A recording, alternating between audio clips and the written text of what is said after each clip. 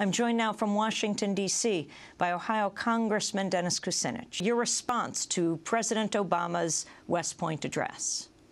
President Obama's escalation of the war, sending an additional 30,000 troops, will bring, as you pointed out, the total strength to about 100,000. That's $100 billion a year. That doesn't even include the private contractors we'll be paying for, which adds it to about $160 billion a year. It really begs the question about whether the nation building that we seek to do in Afghanistan would be better directed to rebuilding America, to creating jobs here, to rebuilding bridges here instead of blowing them up in Afghanistan. I think our priorities are misplaced, and I think that all those who really support this president need to challenge him on this, because we can't just let this go by the boards because we may happen to have some sympathetic feelings for the difficult task that he's undertaken as President of the United States. Congressman Kucinich, can you talk about the level of opposition in Congress right now and explain what Congressman Obie has been talking about, the war tax?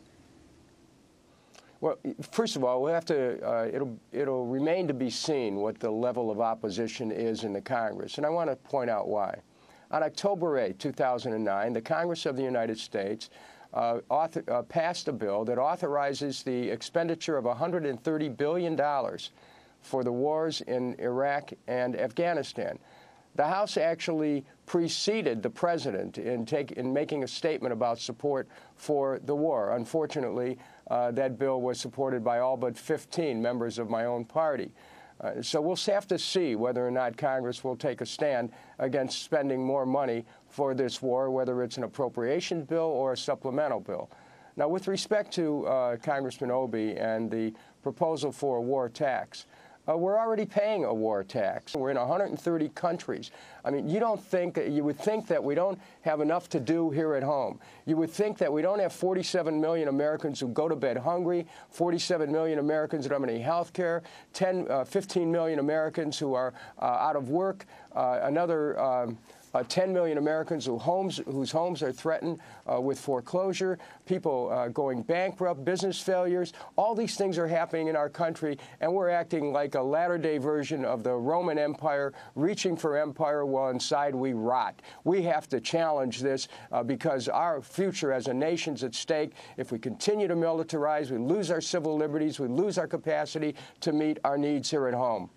Here's what the president said about the cost of war, Congressman Kucinich. Quote, all told, by the time I took office, the cost of the wars in Iraq and Afghanistan approached $1 trillion.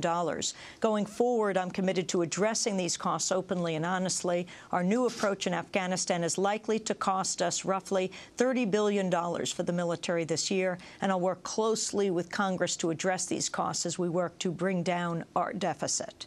Your response? We're borrowing money right now to be able to prosecute wars in Iraq and Afghanistan. The United States is going deeper and deeper into debt. We borrowed money, or printed money, as the Fed may have it, to help finance $13 trillion in bailouts for Wall Street. You know, we have money for Wall Street and money for war, but we don't have money for work. We have money for Wall Street and money for war, but we don't have money for health care. We have to start asking ourselves, why is it that war is a priority, but the basic needs of the people of this country are not?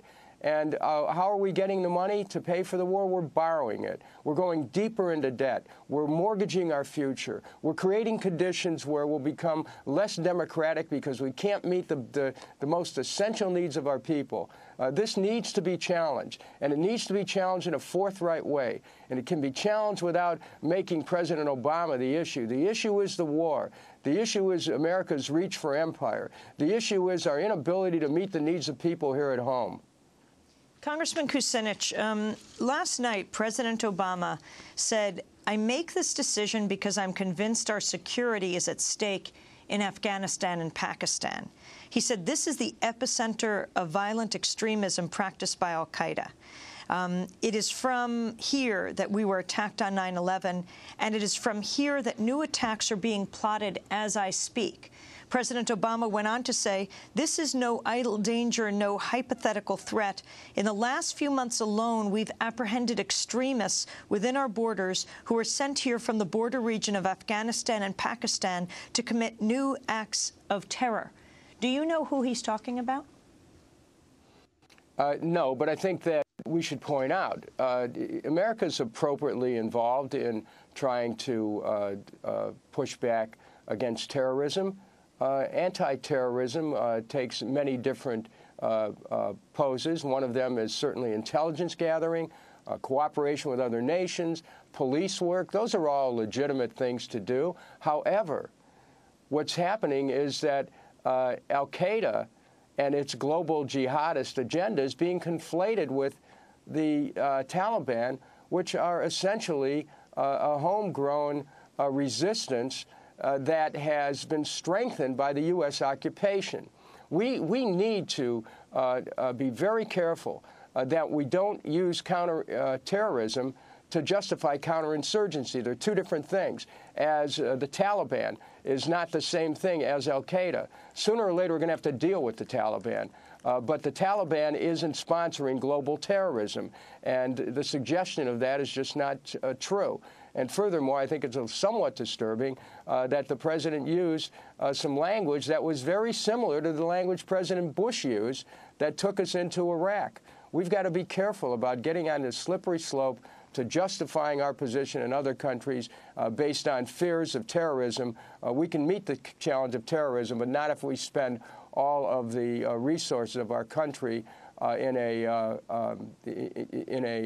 adventure or continued adventure 10,000 miles away. Do you find actually on the media, I've seen you yesterday, I bumped into you, you were headed into Fox in Washington, D.C., that you are making more common cause with those in the right who are actually saying that the struggle is here at home and that we shouldn't be in Afghanistan spending this money?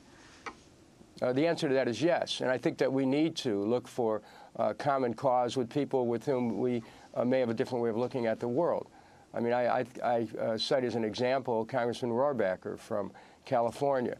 Another example, Congressman Duncan, Congressman Chaffetz from Arizona. They're all challenging the war. The Cato Institute has issued what I think is a very reasoned approach towards getting out of Afghanistan.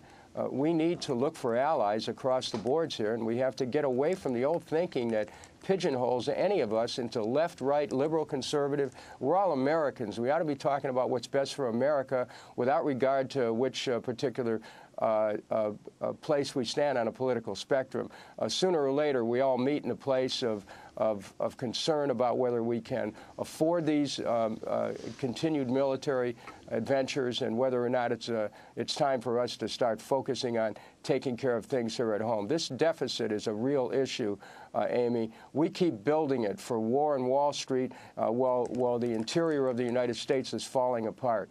And I think that it's good that we can broaden a coalition. I also want to say every war has kind of a headlong forward momentum. It's very difficult to stop a war once it starts. And the forces of war don't burn themselves out that quickly.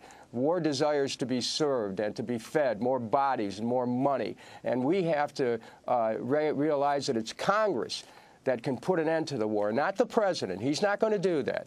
The president had made his statement. He's accelerating the war. You can't be in and out at the same time. But Congress has the constitutional responsibility under Article 1, Section 8 to either start or end a war with its funding power. We have to put the pressure on Congress here to say vote against any more funding. Congress failed the test in October. They voted to authorize $130 billion more. But there'll be more requests for appropriations. There'll be requests for supplemental spending. And we need to rally the American people to say, let's look at our priorities. Let's get our priorities straight. Let's create jobs. You can't have guns and butter at the same time in this country. We can't afford both anymore. We have to start focusing on what's the real security in America. Should be economic security. Should be the security of a job, because joblessness is a weapon of mass destruction in case anyone has forgot about it. So is poverty, and we have more Americans moving into poverty as a result of the misplaced priorities of our country.